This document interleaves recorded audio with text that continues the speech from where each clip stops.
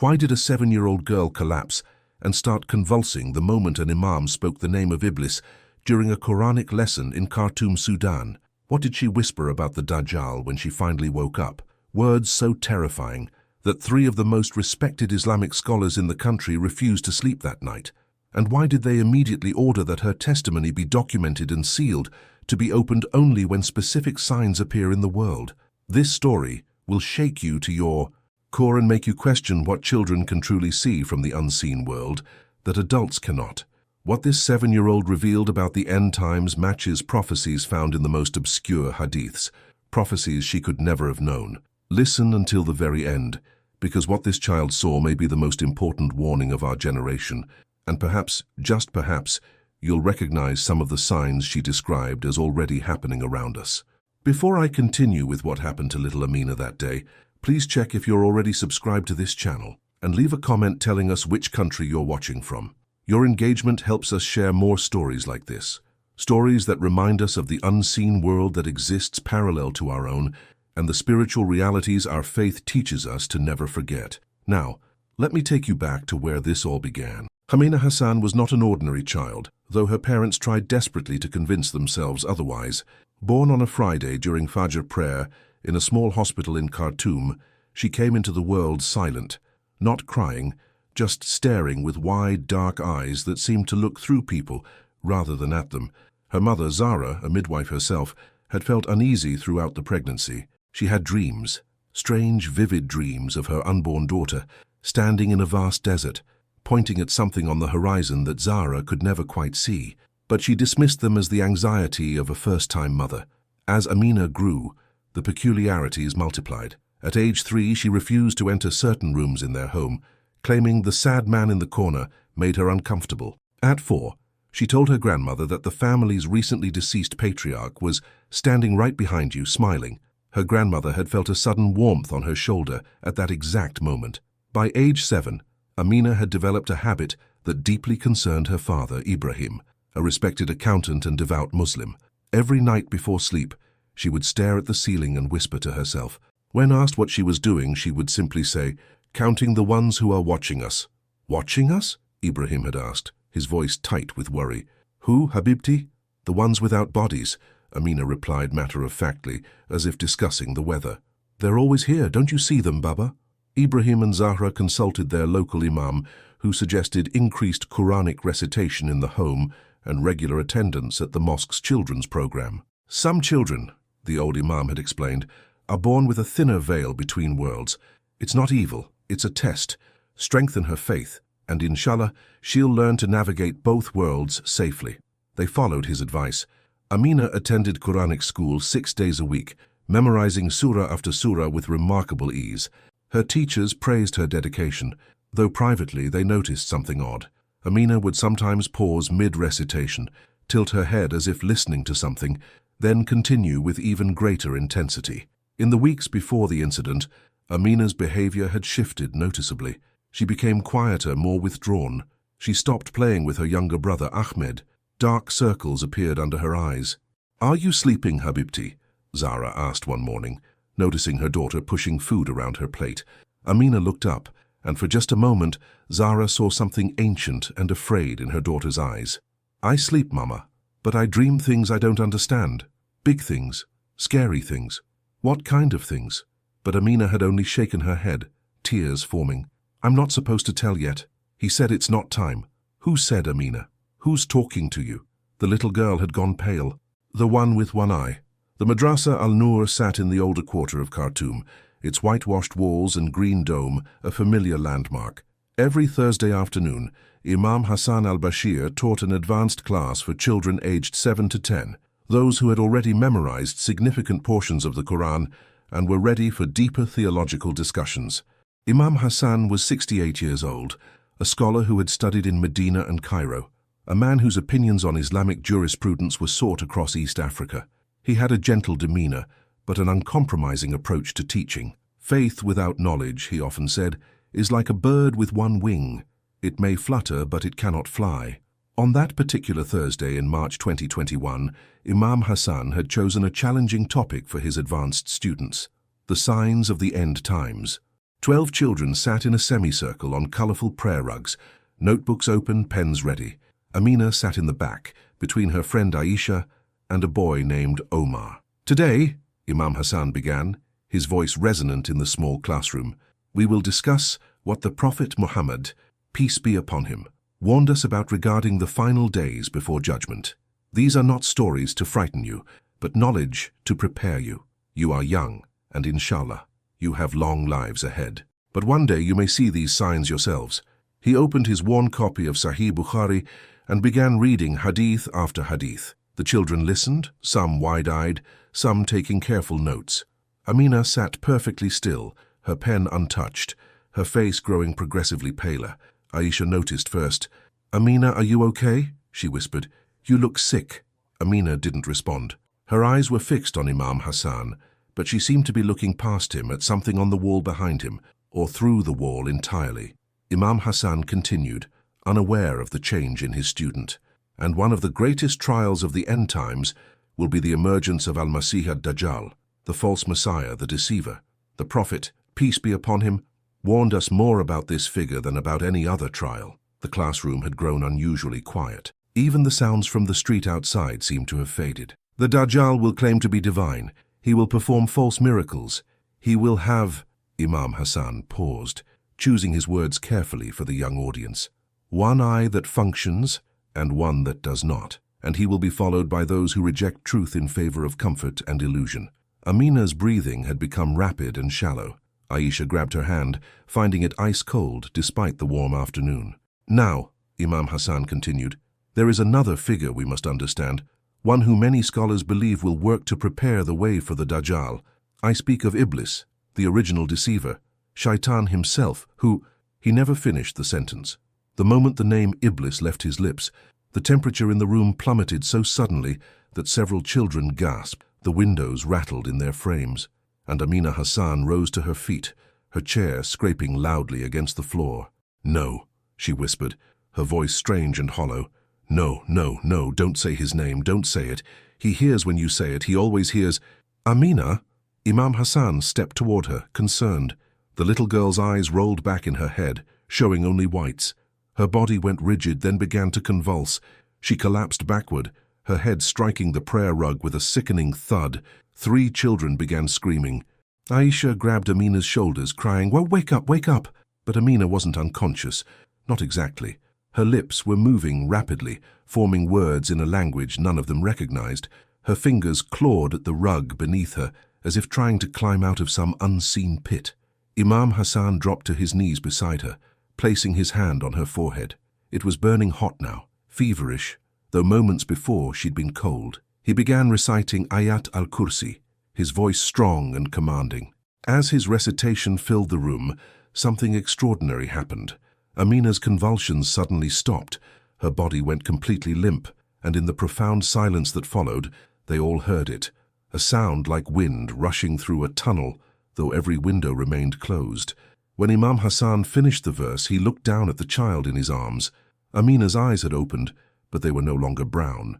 They were completely white, clouded over like marble, and she was smiling. "She's breathing," Aisha sobbed, her hand on Amina's chest. "Her heart is beating, but why won't she wake up?" Imam Hassan's hands trembled as he checked the child's pulse, rapid, fluttering like a trapped bird. He had taught for 40 years, had encountered children who fainted from fasting, from heat, from anxiety. But this was different. The air itself felt wrong, thick with a presence he couldn't name. "Omar, run to my office and call her parents," he commanded. "Tell them to meet us at Khartoum Teaching Hospital, quickly!" As Omar sprinted from the room, the other children huddled together, some crying, all frightened. Imam Hassan carefully lifted Amina in his arms. She weighed almost nothing, fragile as kindling. Her lips continued moving, forming silent words. He carried her toward the door but stopped abruptly. In the doorway stood an old woman he'd never seen before, a cleaning woman perhaps in traditional black thobe, her face deeply lined with age. "She has seen what she should not yet see," the old woman said in Arabic so archaic it took Imam Hassan a moment to comprehend. "The veil has torn for her. She walks between your world and theirs." "Who are you?" Imam Hassan demanded. "How did you get in here?" But when he blinked, the doorway was empty. The old woman had vanished, if she'd ever been there at all. Several of the children gasped, having seen her too. Ya Allah, Imam Hassan whispered, clutching Amina tighter. Protect this child. He carried her through the madrasa's courtyard, where other teachers and students stopped to stare. Word spread quickly. Something had happened to the Hassan girl, something bad. By the time he reached his car, a crowd had gathered. Put her in the back seat, suggested Brother Mahmud, the madrasa's administrator. I'll drive, you sit with her. As they laid Amina across the back seat, her eyes suddenly snapped open, still white, still seeing nothing of this world. Her hand shot out and grabbed Imam Hassan's robe with surprising strength. They're coming, she whispered, but it wasn't her voice. It was deeper, layered, as if multiple voices spoke in unison.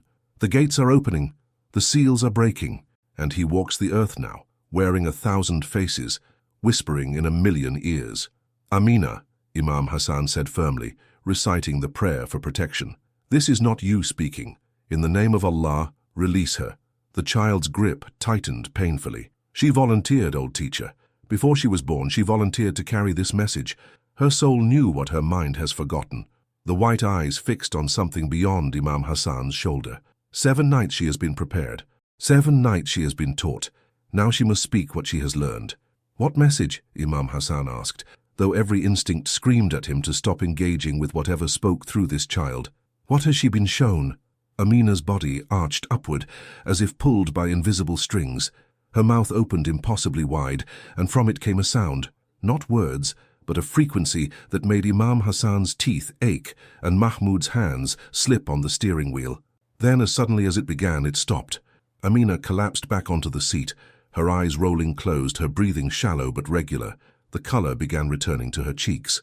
"Drive!" Imam Hassan shouted. "Drive now!" The 15-minute journey to Khartoum Teaching Hospital passed in a blur of prayers and terror.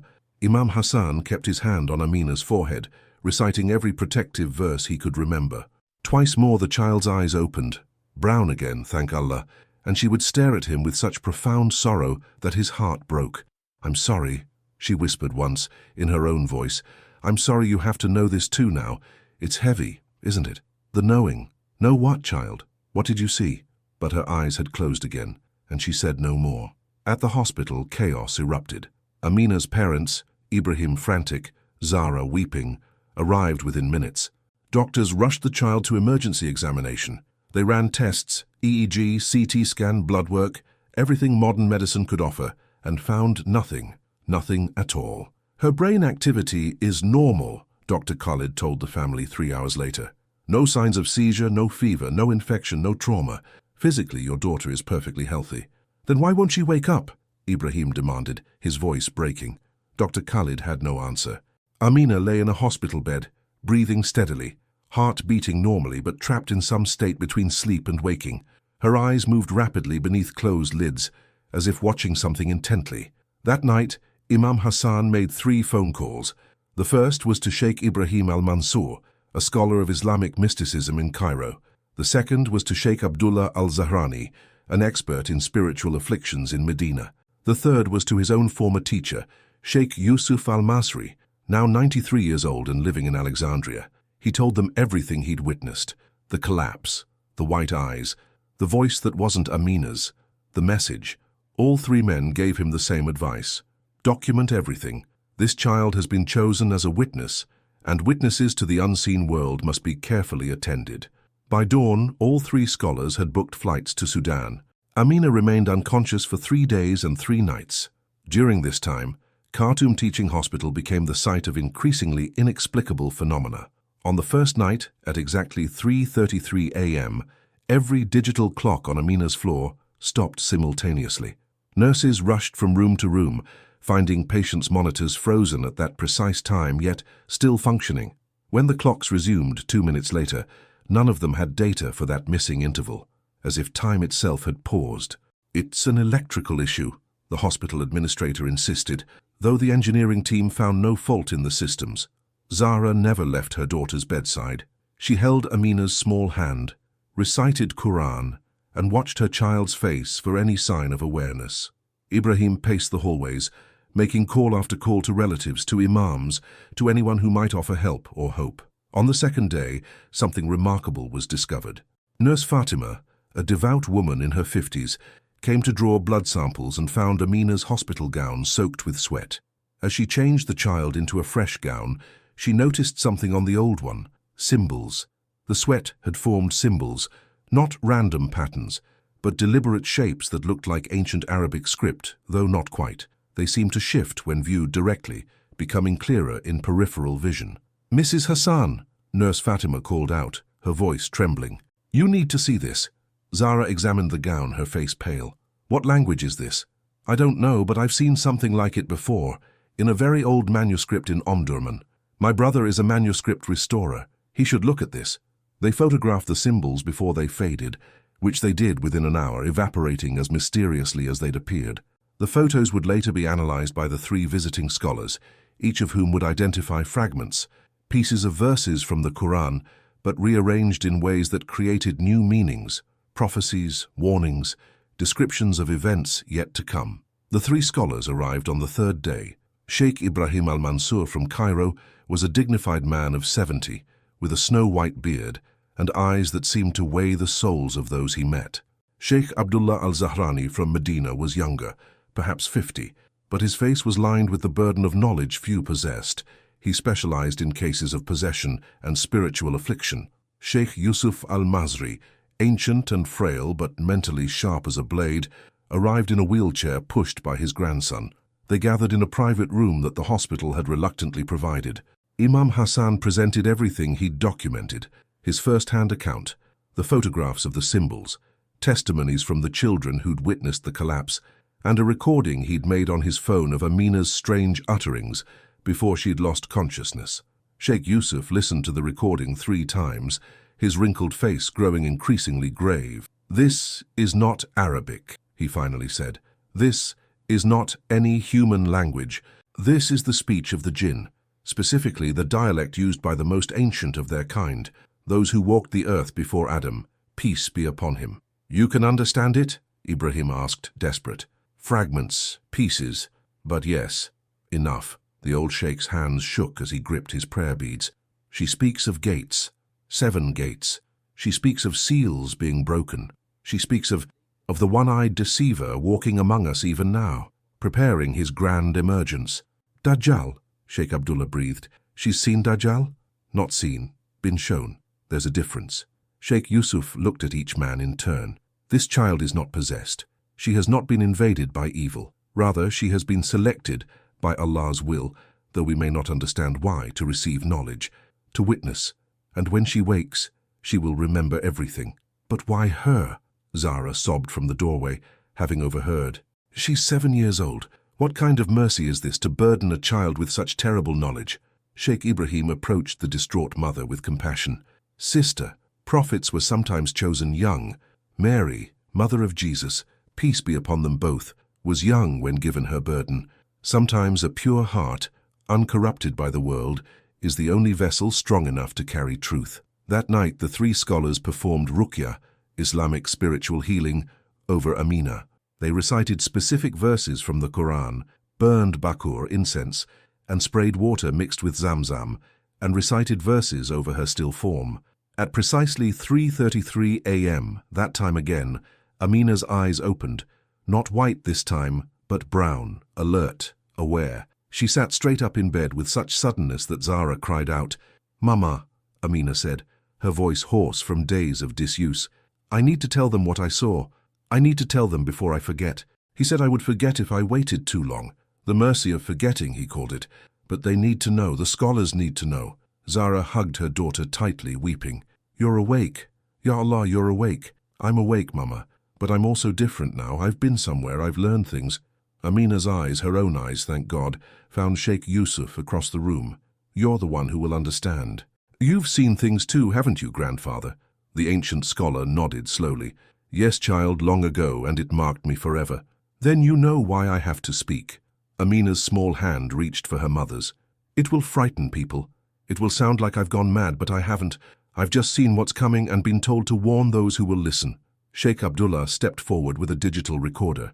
"Then speak, child. We're listening." And we will verify everything you say against the scriptures and hadiths.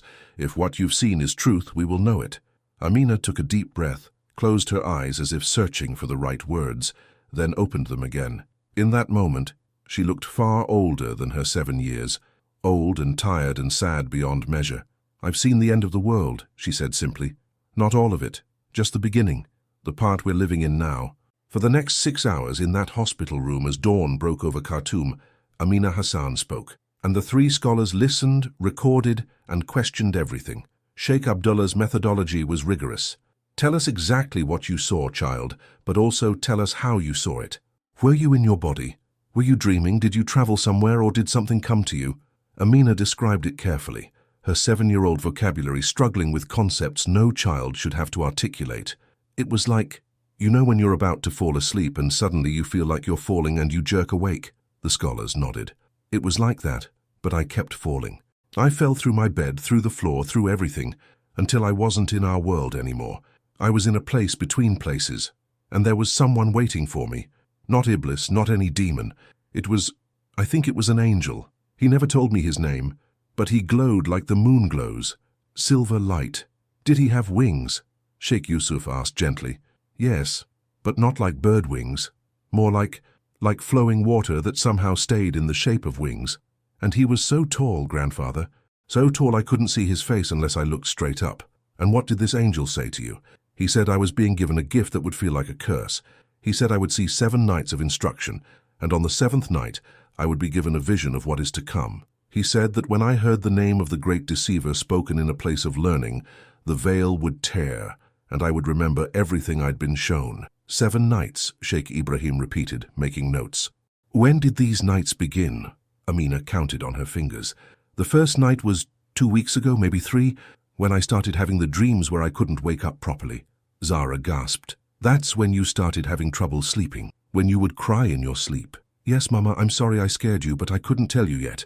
The angel said it wasn't time." The scholars exchanged glances. This matched patterns they'd seen in historical accounts: prophetic dreams, angelic instruction, the preparation of witnesses. It was rare, extraordinarily rare, but not without precedent in Islamic tradition. "What did the angel teach you in these 7 nights?" Sheikh Abdullah asked. "The first night he taught me about time, how it's not really a line like we think, but more like a circle, how the end is already happening, even as the beginning continues. He showed me how Shaitan has been working since Adam's time, planting seeds that grow into trees that bear fruit in our time. The second night, he taught me about the jinn, how some serve Allah and some serve Iblis, and how the ones who serve Iblis have been preparing the world for Dajjal for centuries. He showed me places where they gather, buildings in big cities where humans think they're making business decisions, but really, they're being whispered to by invisible mouths." She continued describing each night's instruction, and the scholars filled page after page with notes. Some of what she said aligned perfectly with established Islamic eschatology. Some of it was new, or at least new to them, details found only in the most obscure hadiths that a 7-year-old in Khartoum could never have accessed. But it was what Amina said about the 7th night that made Sheikh Ibrahim's hands shake so badly he dropped his pen. "On the 7th night the angel took me to see him. Not up close, the angel said if I got too close I would die from the wrongness of his existence, but from far away I saw him, Dajjal, the false messiah, the one-eyed deceiver." "You saw him?" Sheikh Yusuf leaned forward intently. "What did he look like, child?" "That's the thing, grandfather. He didn't look like one person. He kept changing. Sometimes he looked like a man in a business suit, sometimes like a woman in beautiful clothes, sometimes like a young person with strange hair. He was all races, all ages, all kinds. The only thing that stayed the same was the eye," Sheikh Abdullah said softly. "One eye was blind?" "No." Amina's correction was firm. "That's what everyone thinks, that he has one blind eye. But that's not exactly right. He has 2 eyes, but one of them doesn't see this world. It sees somewhere else, the other place, the place where Iblis rules. So he's always watching both worlds at once." The room fell silent. This was a detail none of them had encountered before, yet it made a disturbing kind of sense. "And where did you see him, Amina?" Sheikh Ibrahim asked. "In what place?" The little girl's face crumpled, and she started crying, the first time since waking that she'd shown such pure emotion. "He was everywhere, Uncle. That's what scared me the most. He wasn't in one place. He was in so many places, in hospitals and schools and government buildings and, she sobbed harder, and in mosques. In some mosques, uncle. Standing in the back, watching, listening, smiling. This revelation hit the scholars like physical blows. The idea that Dajjal or his influence was already present, even in houses of worship, was almost too terrible to contemplate. Did the angel explain how this was possible? Sheikh Yusuf asked, his voice strained. How could such corruption enter sacred spaces? He said it comes through false teachers, through people who use religion for power instead of truth, through imams who preach hate instead of mercy, through those who turn Allah's words into weapons against other believers. Amina wiped her eyes. He said Dajjal's greatest trick is making Muslims fight each other, so they're too busy to notice him. After Amina had spoken for hours, she finally said, "There's more. Things I drew. The angel told me to draw everything I saw, so I wouldn't forget." "Drawings?" Zara asked. "Where, Habibti? I haven't seen any drawings. I hid them, Mama, under my mattress at home, in a folder inside my Quran study notebook. I knew you'd be worried if you saw them." Ibrahim immediately called his brother. "Go to our house. In Amina's room, under her mattress, there's a notebook. Bring it here now, don't look inside it, just bring it." 40 minutes later, the notebook arrived. Sheikh Ibrahim opened it with trembling hands, while the others crowded around. The first drawing showed a cityscape, tall buildings, crowds of people, but among the crowd, sketched in faint pencil, were other figures, shadowy, distorted, whispering into people's ears. Jinn, presumably, influencing human affairs. The second drawing depicted what looked like a television or computer screen, but instead of showing one image, it showed hundreds of different faces, all looking outward, and behind all of them, a single, massive eye. The third, fourth, and fifth drawings showed similar themes, technology being used to spread deception, symbols that appeared beneficial but contained hidden corruption, maps of the world with certain locations marked. But it was the sixth drawing that made Sheikh Ibrahim's hands shake uncontrollably. It showed a child, clearly Amina herself, standing in a hospital room, surrounded by old men in traditional Islamic dress. The date was written in the corner, today's date. And in the window behind the child's figure, there was a faint sketch of something looking in from outside, something with one eye that saw too much, and another that saw not at all. "He's watching," Amina whispered, seeing what they'd discovered. "He's always watching. The angel said he would be especially interested in me now because I'm a witness. He doesn't like witnesses." Sheikh Yusuf immediately began reciting prayers of protection. The other scholars joined him, and as their voices rose in supplication, something extraordinary happened. The window in the hospital room, which faced an interior courtyard with no wind, rattled violently in its frame, then cracked, a single line running from top to bottom, though nothing had struck it. "He heard you," Amina said simply. "He knows you know now too." The cracked window seemed to have broken more than glass. It broke whatever hesitation the scholars still held. This was real, terrifyingly, undeniably real. "We need to verify everything," Sheikh Abdullah said, his voice tight with tension. "Amina, I'm going to ask you very specific questions based on hadiths about the end times. Some of these are well known, some are obscure. Answer truthfully. If you don't know something, say so, don't guess. Don't try to please us, the truth is all that matters now." For the next 2 hours, Sheikh Abdullah questioned Amina systematically. He asked about signs, both major and minor, about the sequence of events, about the characteristics of Dajjal, about the Mahdi who would oppose him, about the return of Jesus, peace be upon him. Amina's answers were disturbing in their accuracy.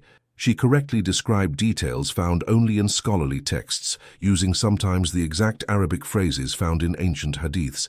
When shown photographs of different symbols and asked which ones would be associated with Dajjal, she selected 3, and all 3 were mentioned in Ibn Kathir's eschatological writings. But it was her new information, the details not found in traditional sources, that the scholars found most unsettling. "The angel showed me how Dajjal would use something called connection without presence," Amina explained, struggling with the concept. "People would talk to each other without being together. They would see things that weren't really there, and they would believe what they saw on screens more than what they saw with their own eyes."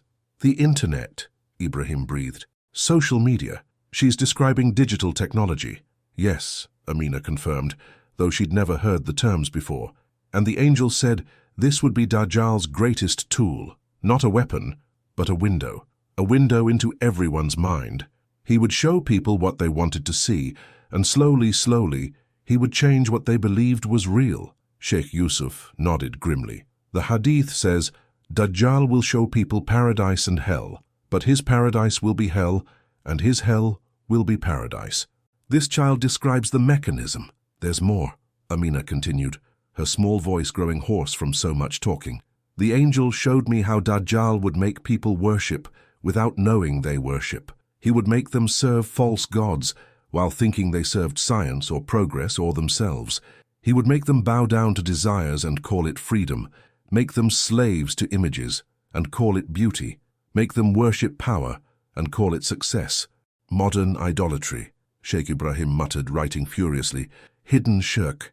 And he would especially target the believers, Amina added, tears forming again.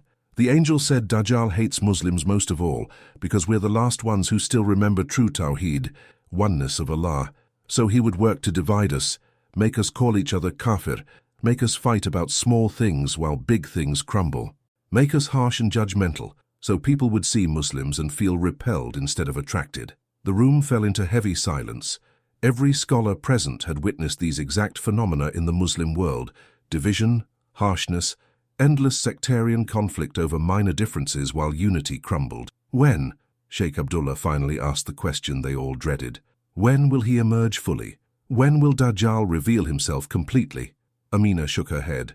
The angel didn't tell me an exact time. He said only Allah knows that. But he said the signs would accelerate, that things happening slowly now would happen faster and faster, that we're in the labor pains, contractions getting closer together before the birth. Did he give any specific signs we should watch for?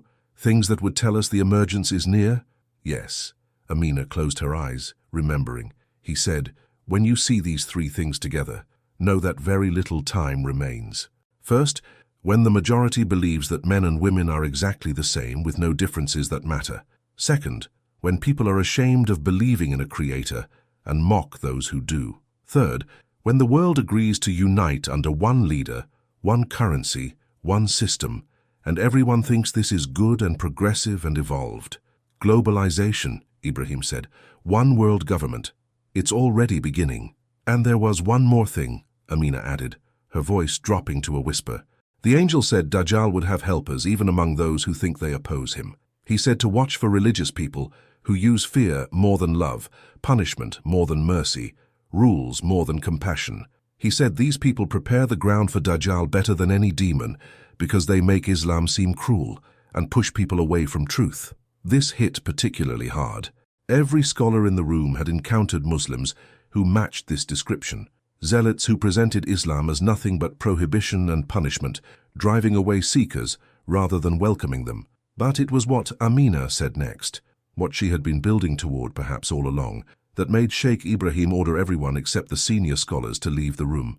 There's one more thing the angel showed me, Amina said, her voice barely audible. Something about who would help Dajjal from within the Muslim community. And this is the part that will make everyone angry, the part no one will want to believe. Tell us, Sheikh Yusuf commanded gently. We are prepared. The angel showed me certain scholars, not all, not even most, but some, who would sell their knowledge for money and power, who would issue fatwas that benefited rulers instead of truth, who would declare haram what Allah made halal, and halal what Allah made haram whenever it served their interests. He said these scholars would be among Dajjal's greatest weapons, because people trust scholars, and when scholars lie, the lie is believed. The three scholars looked at each other, faces grave. This was dangerous information, not because it was false, but because it was true, and speaking such truth could have serious consequences. And, Amina continued, and now she was crying again, he showed me something that made me scream. He showed me that in the final days, some people would see Dajjal clearly, would see his deception, and they would try to warn others. But no one would listen. Their own families wouldn't believe them. Their friends would think them crazy. Even other Muslims would call them extremists or conspiracy theorists, and they would feel so alone, so desperately alone. And what did the angel say those people should do? Sheikh Abdullah asked. He said they should hold to what they know is true, even if the whole world calls them liars. He said they should trust Allah more than their eyes, more than what everyone else says, more than their own fear. He said, she paused, searching for the exact words. He said that In the end times, the strangest thing will seem like the most normal thing, and the most normal thing will be called strange. So if you feel like a stranger in the world, like you don't fit, like you're the only one who sees how wrong things have become, don't worry. That means you're still awake. The scholars sat in silence, absorbing everything they'd heard. Finally, Sheikh Yusuf spoke, his ancient voice cracking with emotion. This child has been given knowledge that will burden her for life. We must decide now, do we share this? Do we warn the Ummah? Or do we seal this testimony away until the signs become too obvious to ignore? Before anyone could answer, Amina spoke again. The angel told me you would doubt. He told me exactly what you would ask each other when I finished speaking. He told me you would debate whether to believe a child, whether to trust a vision, whether to risk your reputations on testimony that could destroy your careers. She looked directly at Sheikh Ibrahim. He told me you would be the one most afraid, uncle, because you teach at a university, and your colleagues would mock you. Sheikh Ibrahim's face paled. She was right. He had been thinking exactly that. And he told me to give you this message. Amina's voice changed slightly, taking on a quality of authority no 7-year-old should possess. Tell them, I do not speak to make them comfortable. I speak to make them remember. They have forgotten the unseen world, forgotten that Shaitan is patient, forgotten that tests come to believers first and hardest. Tell them, believe the child or don't, but what she has seen will come to pass whether they believe it or not. And on that day, they will remember that a little girl in Khartoum tried to warn them. A chill ran through the room. This was not Amina speaking, or rather, it was Amina, but channeling words given to her by that angel of silver light. When she finished, her body slumped forward, and Zahra caught her, holding her daughter tight. We document everything, Sheikh Yusuf finally declared. We document it. We verify it against scripture and hadith, and we share it carefully with other scholars we trust. Not publicly, not yet, but it must be preserved. Witnesses to the unseen world are rare, and their testimony is precious. The other scholars nodded agreement. But, Sheikh Abdullah added, we also protect this child. If Dajjal is aware of her as she claims, then she may face spiritual attacks. We must teach her prayers of protection, surround her family with support, ensure she's never left vulnerable. As if in response to his words, the cracked window shattered completely, glass exploding inward. Everyone ducked, shielding their faces. But when they looked up, they saw something impossible. The glass shards were hovering in mid-air, suspended, forming a pattern, and in that pattern, clear as day, was an eye. One eye watching them all. Then the shards fell, tinkling harmlessly to the floor, and the moment was over. He's listening, Amina whispered into her mother's shoulder. I told you, he's always listening. The scholars convened in a separate room, leaving Amina with her parents under the watchful guard of Nurse Fatima, who had proven herself trustworthy and had agreed to recite Ayat al-Kursi continuously in the room. The debate that followed was one of the most intense theological discussions any of them had experienced. We cannot share this publicly, Sheikh Ibrahim argued, pacing the small conference room. Think of the consequences. A 7-year-old child claiming to have visions of Dajjal? We would be accused of creating fitna, discord in the community. Parents would be terrified, people would panic, and worse, the secular authorities, the government, would accuse us of spreading extremist propaganda. But if it's true, Sheikh Abdullah countered, don't we have an obligation to warn the believers? The Prophet, peace be upon him, warned about Dajjal more than about any other trial. If this child has been given advance knowledge, isn't concealing it a betrayal of trust? Sheikh Yusuf, the eldest and most experienced, sat quietly, fingers moving over his prayer beads, listening to both sides. Consider this, Sheikh Ibrahim continued. I teach Islamic studies at Khartoum University. My colleagues are already skeptical of traditional beliefs. If I come forward supporting a child's vision of end times, I'll lose all credibility. I won't be able to teach anymore. I won't be able to influence young Muslims toward authentic faith. Is that worth it? Is your career worth more than truth? Sheikh Abdullah asked sharply. It's not about my career. Sheikh Ibrahim's voice rose.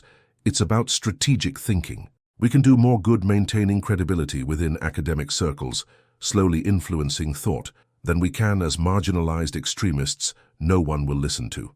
Or perhaps, Sheikh Abdullah replied coldly, that's exactly the kind of thinking that makes scholars into Dajjal's helpers, prioritizing acceptance over truth, comfort over warning.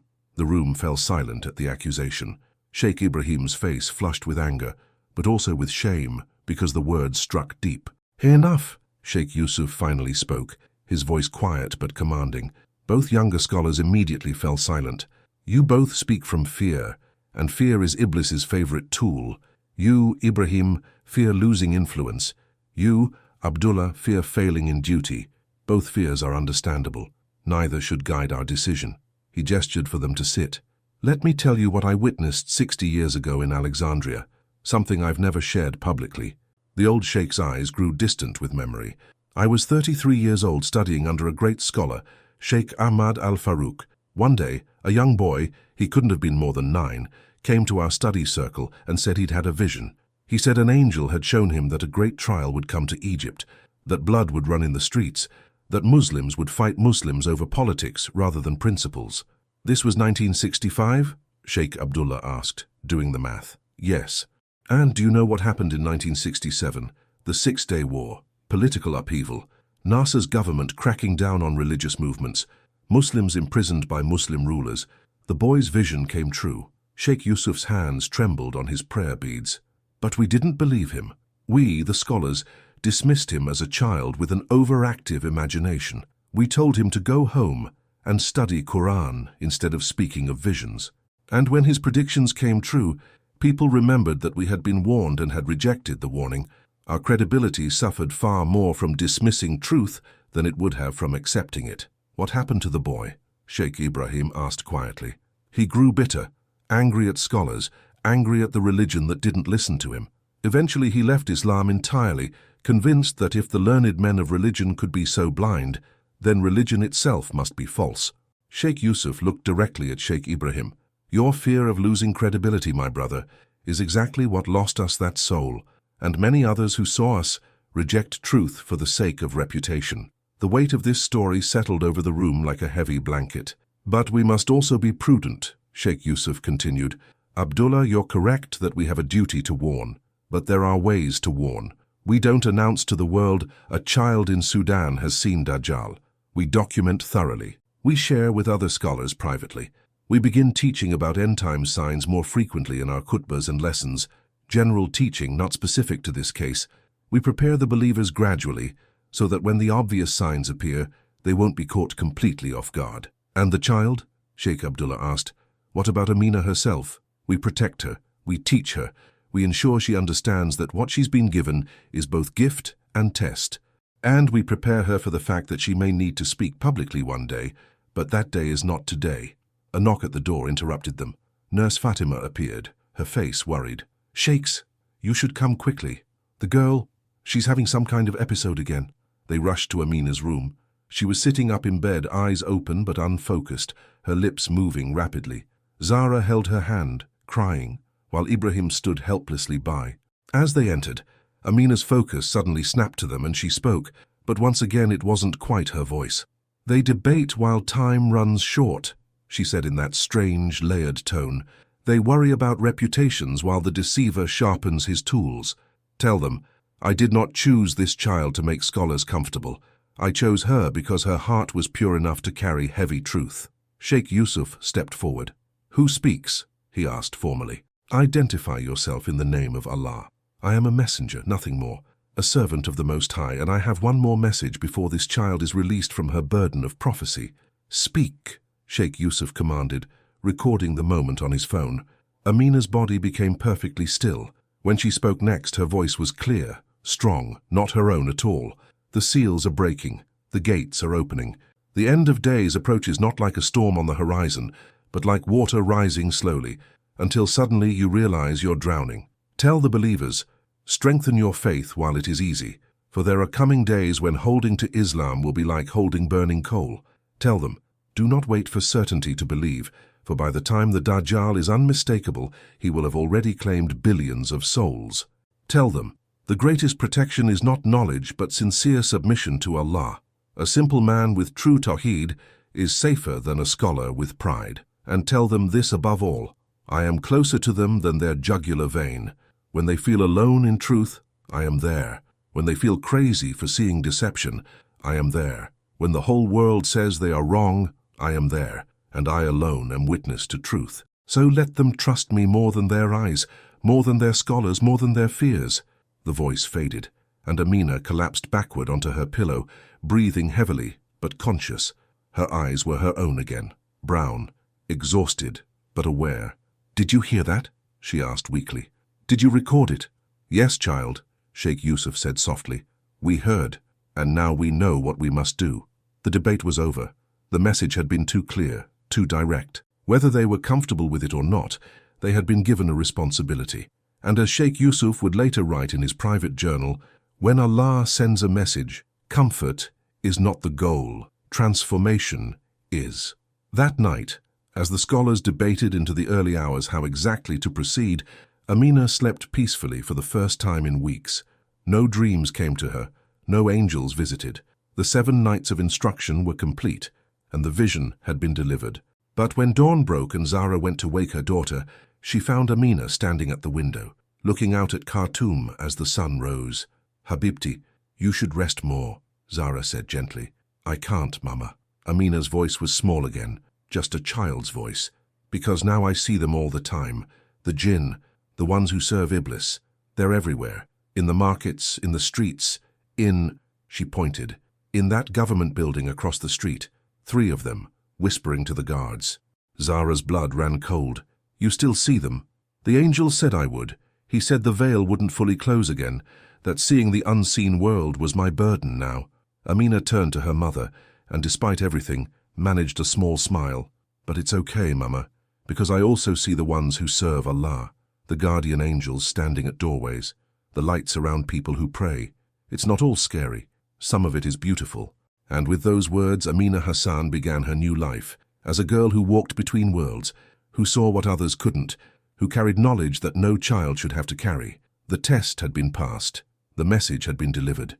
Now came the question, would anyone listen?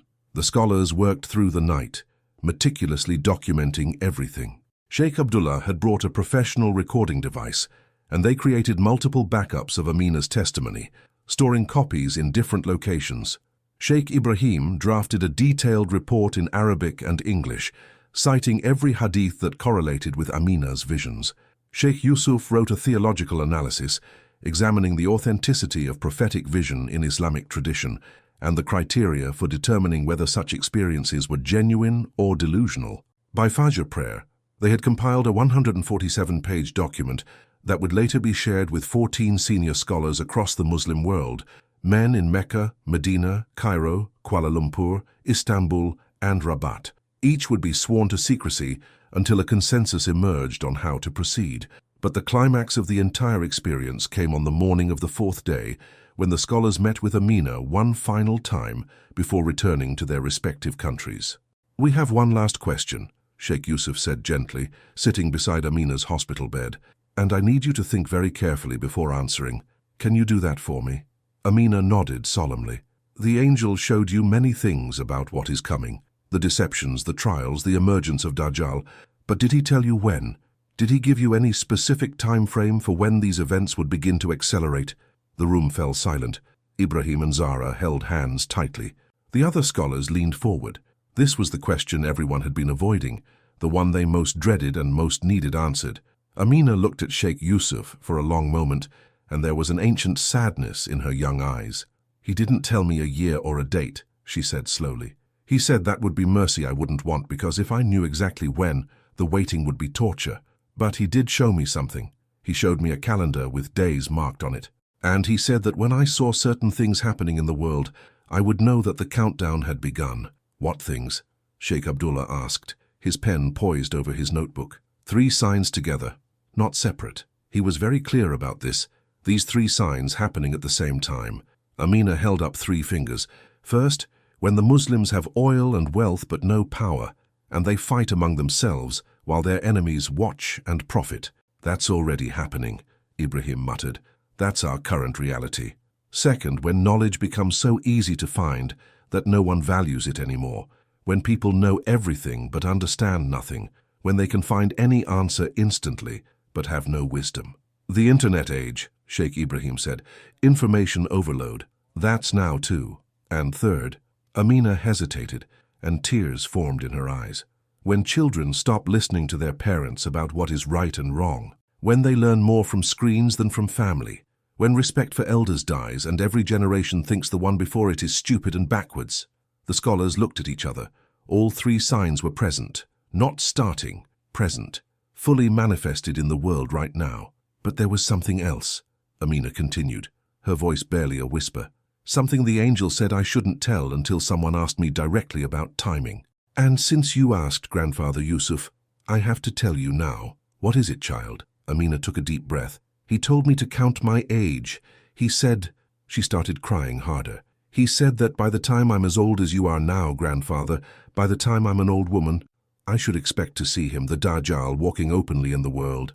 Sheikh Yusuf was 93 years old. If Amina lived to the same age, that would be 86 years from now, within this century, within the lifetime of children being born today. But he also said, Amina continued through her tears, that the process would accelerate, that in my teenage years I would see technologies emerge that make everything we know seem primitive, that in my 20s and 30s I would see the world unite in ways that seem impossible now, that by my 40s the global systems would be in place, one currency, one government in all but name, one way of thinking that everyone accepts as normal, and that by my 50s people would be begging for a leader to solve all the world's problems, and they would accept anyone who promised to do so, even if he claimed powers that belong only to Allah. The timeline was stunning in its specificity, and it aligned perfectly with technological and geopolitical projections that futurists and analysts were already making. The fourth industrial revolution, transhumanism, global governance, artificial intelligence, all the pieces were moving into place. Did he tell you how we should prepare? Sheikh Abdullah asked urgently. What should Muslims do in these coming decades? Yes. Amina wiped her eyes and sat up straighter, gathering herself. The angel gave me specific instructions for the believers. He said I must tell the scholars so they can teach the people. She closed her eyes, reciting from memory. First, strengthen family bonds above all things. Make your home a fortress of faith. Teach your children with your own hands. Don't give them entirely to schools or screens. The family that prays together and talks together and really knows each other, that family will survive the trials intact. Second, simplify your life. Don't get caught in the trap of needing the newest, the fastest, the most. The more you depend on technology and systems, the easier it will be for those systems to control you. Learn old skills. Know how to live without constant connection. Third, build real communities. Not online communities, real ones. People who know your face, who will feed you if you're hungry, who will hide you if you need hiding. The mosques must become more than just places to pray. They must become centers of real connection. Fourth, study the signs of the end times from authentic sources. Know the hadith about Dajjal. Know the prophecies. Don't be ignorant, but also don't become obsessed. Balance knowledge of what's coming with action in the present. Fifth, when the time comes that believing in Allah is called backwards and stupid, don't be ashamed. When following the Sunnah is called extremism, don't apologize.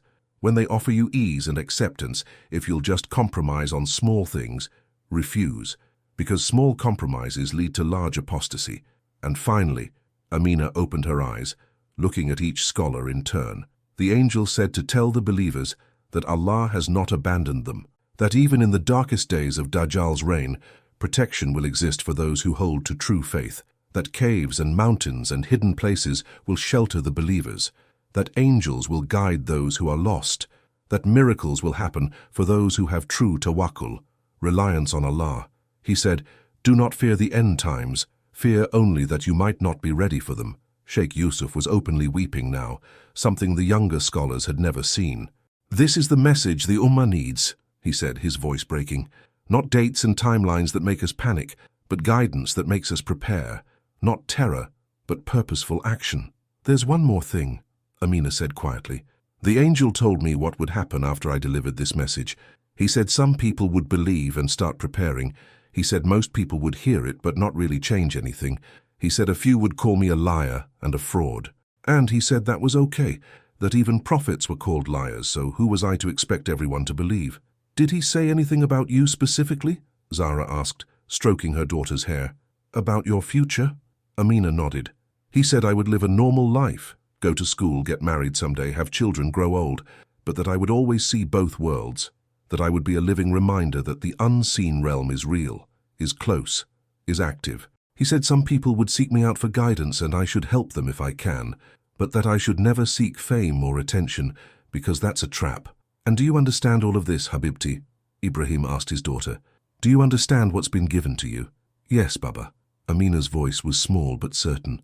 I've been given a gift that feels like a curse, but the angel said all gifts from Allah feel that way at first, like burdens too heavy to carry, but that Allah never gives a burden without also giving the strength to carry it, so I'll be okay. We'll all be okay if we trust Allah. As the scholars prepared to leave Khartoum, they made a pact among themselves. They would share Amina's testimony only with trusted scholars who could verify and contextualize it. They would begin subtly teaching about end times preparedness in their communities. They would watch for the signs Amina had described, documenting their manifestation. And they would protect Amina's identity publicly, referring to her only as a child witness in Sudan. But before Sheikh Yusuf departed, he did something unusual. He called Amina to him and said, I am an old man, child. I may not live to see the fulfillment of what you've described, but I want you to promise me something. What, grandfather? When you're my age, when you're an old woman, and these times have come to pass, write down everything. Everything you saw, everything you experienced, everything that came true and everything that didn't, so that those who come after you will know that Allah warned us, that we were not left blind, that mercy preceded justice. I promise, Amina said solemnly. And with that promise made, the climax of our story concludes. The vision had been received, documented, and would now be shared carefully among those prepared to hear it. The question that remained was the most important one of all. Would humanity heed the warning? 4 years have passed since that Thursday in March when little Amina Hassan collapsed in a Quranic school in Khartoum. In those 4 years, the world has continued its acceleration toward something. Something that those who know about Amina's testimony watch for with increasing unease. Amina is 11 now, in her final year of primary school. To look at her, you would see an ordinary Sudanese girl, bright, studious, a bit quiet perhaps, but otherwise unremarkable. She plays with her friends, helps her mother cook, argues with her younger brother Ahmed over whose turn it is to control the television. Normal childhood things. But twice a year, on specific dates that her parents have learned to anticipate, Amina will stop mid-conversation, tilt her head slightly, and watch something in the corner of the room that no one else can see. Sometimes she'll smile at whatever she's watching. Sometimes she'll frown. And sometimes, though rarely, she'll whisper something in that language that isn't quite Arabic, and the air in the room will feel heavy for a moment before returning to normal. You saw something again, didn't you? Zara will ask gently, and Amina will nod, but rarely elaborates. It's just the guardians checking on us, Mama, making sure we're okay. The family has learned to live with their daughter's gift, or curse, depending on the day. Ibrahim has become protective to the point of paranoia. When Amina wants to attend a friend's birthday party, he insists on meeting the parents first, checking the house, ensuring that the atmosphere feels right, as he puts it. Zara has learned to read her daughter's moods, to know when Amina is seeing something troubling and needs extra comfort. Young Ahmed, now 6, accepts his sister's strangeness with the easy adaptability of childhood. Amina sees stuff, he explains to his friends matter-of-factly. Jinn and angels and stuff. It's like she has special eyes. The 3 scholars have remained in contact with the family, checking in regularly. Sheikh Yusuf, despite his age, video calls every month from Alexandria. Sheikh Abdullah visits Sudan twice a year specifically to see Amina and document any new developments. Sheikh Ibrahim has become a close family friend, essentially an uncle to both children. The document they compiled, the testimony of the child witness, has been shared with exactly 17 scholars worldwide. Each has verified Amina's account against Hadith and found it consistent with Islamic eschatology, while adding details not found in traditional sources. Each has agreed to begin preparing their communities, though in subtle ways. In Jakarta, Sheikh Muhammad al-Bakri has started a weekly study circle on end times. In Cairo, Dr. Leila Al-Ajari has written a series of articles about spiritual preparedness without mentioning Amina directly. In London, Imam Tariq Hassan has begun teaching families about reducing dependence on technology. The message spreads quietly, like roots growing underground, invisible but strong. Meanwhile, the signs Amina described have continued manifesting. The scholars keep a shared document tracking them. Technology advancement. In 2023, AI systems became sophisticated enough to generate art, write essays, and engage in conversations indistinguishable from humans. Knowledge becoming so easy that no one values it anymore, as Amina had said. Check. Family breakdown. Statistics from 2024 showed that in developed nations, children spend an average of 7 hours daily on screens, but less than 30 minutes in meaningful conversation with parents. Children learning more from screens than from family. Check. Muslim disunity. The Muslim world remains fragmented, wealthy Gulf nations spending billions on luxury while unable to unite on any significant political or humanitarian issue. Palestine's situation worsens while Muslim countries watch helplessly, having oil and wealth but no power, fighting among themselves while enemies profit. Check. But there have also been good developments, small pockets of resistance to the trends Amina warned about, homeschooling movements growing among Muslim families, mosques transforming into community centers that teach practical skills, young Muslims increasingly interested in authentic Islam rather than cultural Islam, seeds of preparation being planted. Amina herself has developed into quite a remarkable child. Her teachers say she's gifted in science and literature. She's memorized 10 juz of the Quran now, working steadily toward becoming a Hafizah. She's learned to paint, and her artwork, always depicting landscapes with subtle elements that seem to shift when you're not looking directly at them, has been displayed in a local gallery. "Do you ever wish you were normal?" her best friend Aisha asked her once. "That you couldn't see the things you see?" Amina had thought carefully before answering. "Sometimes, especially when I see scary things. But then I think, maybe Allah gave me this gift so I could help people. Like if I see someone surrounded by dark shadows, I can pray for them extra. Or if I see a place has bad energy, I can warn people. It's like being a lookout, you know? Lookouts have to see danger before everyone else. It's their job." On her 10th birthday, something significant happened. Amina told her parents she wanted to write down everything she remembered from those 7 nights of instruction. "I'm worried I'll forget," she explained. "The angel said human minds aren't meant to hold divine information forever. It fades, like a dream fades. I want to write it all, while I still remember clearly." Over 3 months, with Ibrahim helping her with the difficult concepts, and Zara making sure she took breaks to rest, Amina produced a 87-page handwritten journal. She titled it, "What the Angel Showed Me," and decorated the cover with her artwork, a desert landscape with silver wings hidden in the clouds. The scholars were invited to read it. Sheikh Abdullah wept openly at several sections. "This child has been given understanding that takes scholars decades to acquire," he said, and she explains it with such simplicity, such clarity. One section in particular struck all of them. Amina had written, "The angel told me that Dajjal's greatest power wouldn't be his miracles or his false paradise. It would be his ability to make people doubt what they know to be true. He'll show them so much deception that they'll stop trusting their own judgment.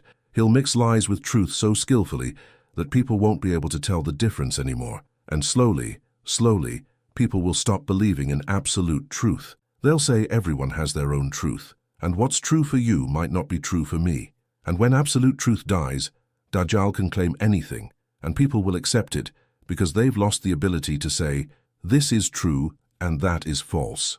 The angel said the cure is to hold tight to the Quran and Sunnah because those are anchors, unchanging truths in a world of changing lies. "She's describing postmodernism," Sheikh Ibrahim marveled. "Relativism, the philosophical foundations being laid in universities right now. An 11-year-old girl has identified what scholars are only beginning to understand. But perhaps the most consequential development came just 6 months ago. Amina was sitting in her school cafeteria when she suddenly gasped and grabbed her friend Aisha's arm. "What? What is it?" Aisha asked, alarmed by the look on Amina's face. "That girl," Amina whispered, pointing to a new student eating alone in the corner. "She's like me." "What do you mean?" "She can see them too. The angels, the jinn. Look at her eyes, how they move, tracking things that aren't visible. She has the gift too." Amina approached the girl, a shy 12-year-old named Mariam, who had just moved to Khartoum from Port Sudan. They talked for hours that day and Mariam broke down crying with relief. "I thought I was crazy," Mariam sobbed. "I've been seeing things since I was little. My parents took me to doctors. They thought I had schizophrenia. They've had me on medications that make everything foggy, but I still see them." "You're not crazy," Amina said firmly. "And you don't need medicine for this. You need training. Come meet my family. Come meet the scholars who helped me." Now there are 2 child witnesses. And Sheikh Yusuf has begun to wonder, are there more? Are children around the world being prepared, shown things, given knowledge of what's to come? Is Allah raising up a generation of witnesses who will be adults when Dajjal makes his full appearance? The question haunts him in the early morning hours as he prays Tahajjud. If this is a pattern, if sensitive souls are being prepared worldwide, then perhaps the timeline is shorter than anyone wants to believe. Last month, during their monthly video call, Sheikh Yusuf asked Amina a question that had been weighing on him. Child, when you see the jinn who serve Iblis, when you see them whispering to people, influencing events, do you see more of them now than you did 4 years ago? Are their numbers increasing? Amina's face had grown somber. Yes, grandfather, so many more. It's like, she struggled for the right metaphor, it's like when you see ants starting to swarm before rain comes. They know something is about to happen, so they're all coming out getting ready. The dark ones are gathering, preparing. They know their time is coming. And the angels? Do you see more of them too? Yes. A small smile. That's the good news. For every dark thing I see 2 or 3 lights. The angels are mobilizing too. And I've noticed something else. People who pray regularly have stronger lights around them than they used to. It's like, she thought carefully, it's like the spiritual war is making everyone choose sides, even unconsciously. You're either growing more into light or more into darkness. The middle ground is disappearing. These are the consequences of that Thursday in March 4 years ago. A child was changed. A family was forever altered. Scholars were given a mission. And somewhere, hidden from most eyes, the supernatural world prepares for a confrontation that will determine the fate of humanity. Amina Hassan lives her normal life. School, friends, family, Quran memorization. But she also lives another life, visible only to her, watching the tides of angels and jinn shift, seeing the patterns emerge, understanding that she is a living bridge between the seen and unseen worlds. Do you wish you could tell everyone? Her mother asked her recently. Do you want to warn the whole world? I used to, Amina admitted. Right after it happened, I wanted to grab everyone and make them listen. But the angel was right. Most people aren't ready to hear. They'd call me crazy or a liar, or they'd be so scared they'd panic. The seeds have to be planted quietly. The truth has to grow slowly. And when the time comes, when things get so obvious that people are desperate for answers, then those of us who've been preparing can help guide them. You're very wise for 11, Zara said, tears in her eyes. I'm not wise, Mama. Amina hugged her mother tight. I'm just a lookout. And lookouts don't need to be wise. They just need to pay attention and warn people when danger approaches. That's all I'm trying to do. The new normal for the Hassan family is this: living in 2 worlds, preparing for a future most people can't imagine, holding tight to faith while watching the signs multiply, and trusting that Allah, who gave them this knowledge, will also give them the strength to endure what it means to know. As Sheikh Yusuf often reminds them, knowledge of the future is both blessing and burden. But remember, prophets saw the future too, and they remained faithful. You're in good company. So what does the story of Amina Hassan teach us? What should we, living in these times, watching these signs ourselves, take away from the testimony of a child who was shown the end of days? First and most important, the unseen world is real, is active, and is preparing for something. We live in an age that has tried to convince us that only the material world matters, that supernatural realities are superstitions of the past. But Islam has always taught otherwise. Jinn exist, angels exist, shaitan exists, and they all have roles to play in the final chapters of human history. Denying their existence doesn't protect you. It makes you more vulnerable, like a soldier refusing to acknowledge his enemy. Second, the time for preparation is now, while it's still easy. Amina's message wasn't panic because the end is near. It was prepare because the trials will come, and preparation looks like what the angel told her. Strong families, simplified lives, real communities, knowledge of faith, and above all, sincere submission to Allah. These things are easy to build now.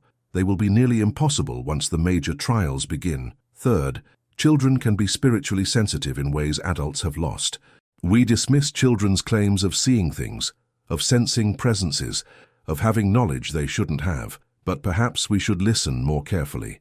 Perhaps Allah chooses the pure of heart, unburdened by adult cynicism, to receive certain messages. The Prophet Muhammad said, "Whoever does not show mercy to our young ones and respect to our elders is not one of us." Part of showing mercy is taking seriously what children tell us about their experiences. Fourth, the acceleration is real and happening now. Every sign Amina described is manifesting in our world today. Technology advancing faster than wisdom to use it wisely. Families fragmenting under the pressure of modern life. Knowledge abundant, but understanding rare. Muslims divided despite our shared faith. These aren't future warnings, they're present realities. The question is not, will these things happen, but what will we do now that they are happening? Fifth, don't fear, prepare. Fear paralyzes, preparation empowers. The point of knowing about end times isn't to live in terror, but to live with purpose, to make choices now that will matter then, to build spiritual strength while the building is easy. As Amina said, Allah never gives a burden without the strength to carry it. If we're living in the beginning of the end times, then we're also living in a time when Allah's mercy and help are abundantly available to those who seek it. And finally, truth is an anchor when everything else shifts. In a world where absolute truth is being questioned, where moral relativism spreads, where everyone claims their own reality, holding to the unchanged truth of Quran and Sunnah becomes not restriction but liberation. It's the anchor that keeps you steady when everything around you is chaos. Before I close, I want you to do something. Look around at your own life. Are you seeing the signs Amina described? The obsession with technology, the breakdown of family connection, the confusion about what's true and what's false, the Muslims who have everything except unity and real power. If you're seeing these things, you're not crazy. You're awake. And being awake in a sleeping world is lonely but necessary. Subscribe to this channel if you want more stories that remind us of spiritual realities we often forget. Leave a comment telling us, have you experienced something that made you question the material worldview? Have you seen signs of what's coming? Which country are you watching from? Because here's what I believe. Amina Hassan is not the only one being shown these things. Around the world, sensitive souls are being prepared.